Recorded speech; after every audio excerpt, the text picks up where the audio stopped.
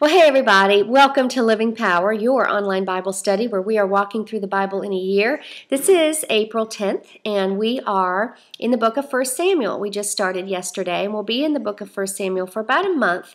And this is really great reading. I love this book because it's just a history book. It's filled with intrigue and drama. It reads very well, and I think you're going to really enjoy it. We're going to talk about the monarchy, the kings, the leading up to the building of the temple. We'll get into the reign of David in a couple weeks.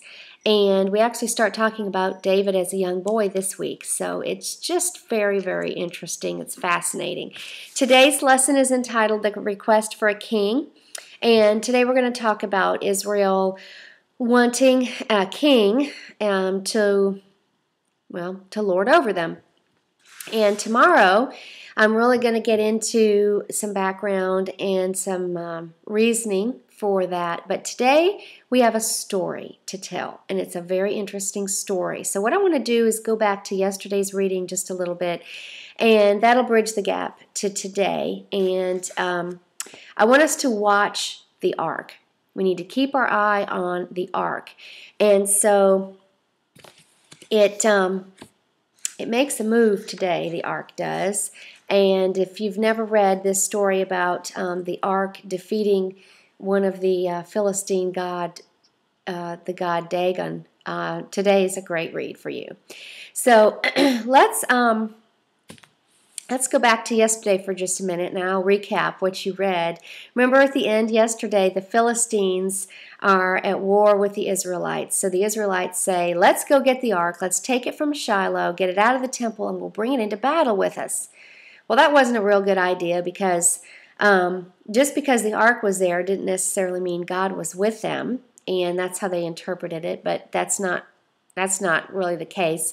And so they brought the ark, and it didn't really help them anyway. The Philistines defeated them, captured the ark, and all of Israel heard about this, that the ark has been captured, and it really caused the nation to mourn as they should.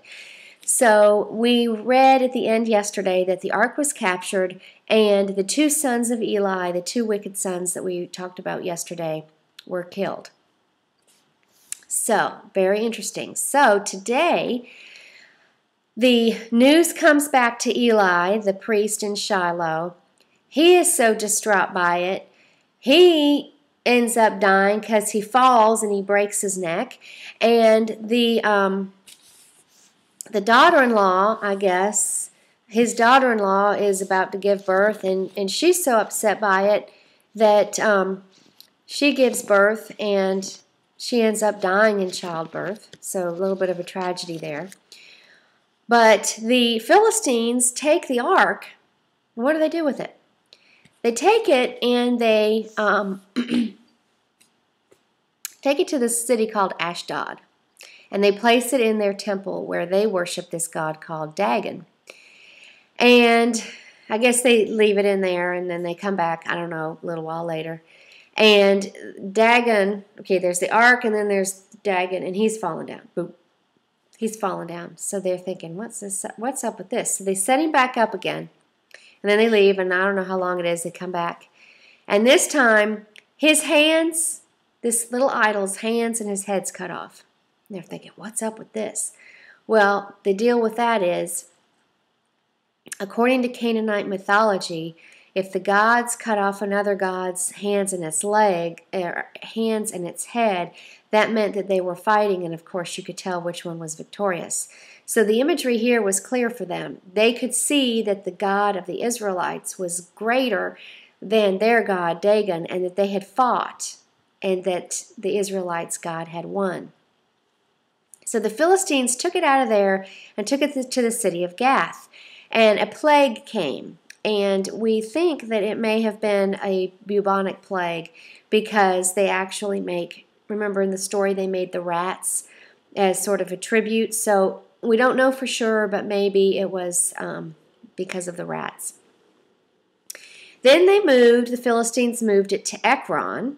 So it's been in the Philistines' possession for about 7 months now, the ark has. And they think, how do we get rid of this? Because they believe that the plague has come because they have stolen this Israelite ark.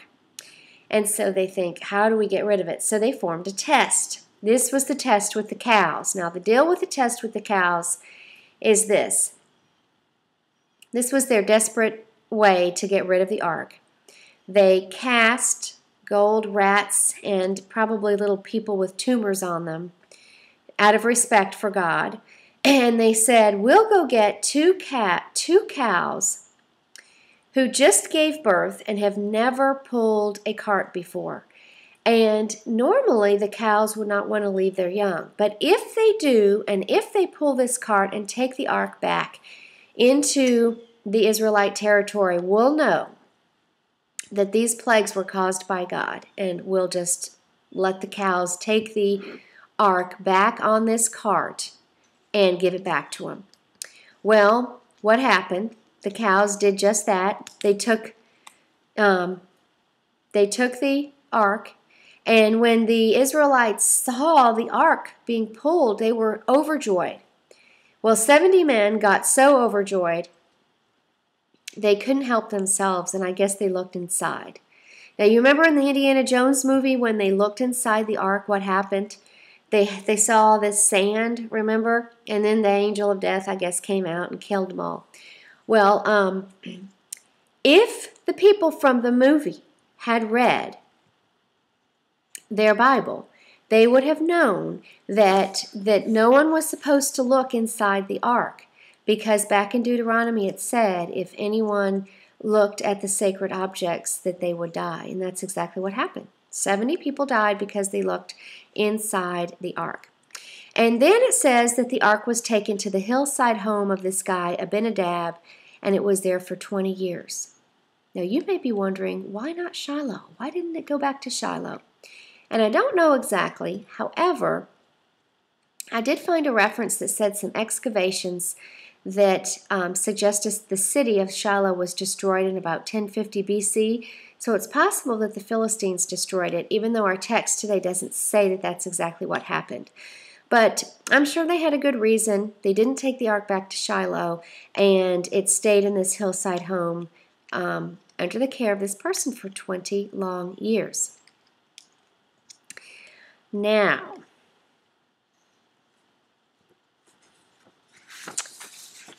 all right.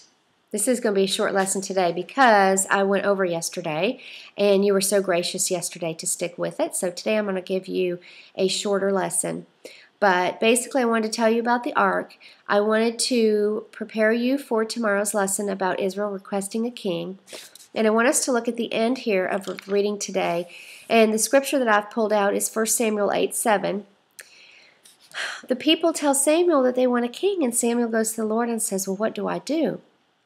And God says, do everything they say to you, for it is me they are rejecting, not you. They don't want me to be their king any longer. Now, tomorrow we're going to talk a lot about what that means.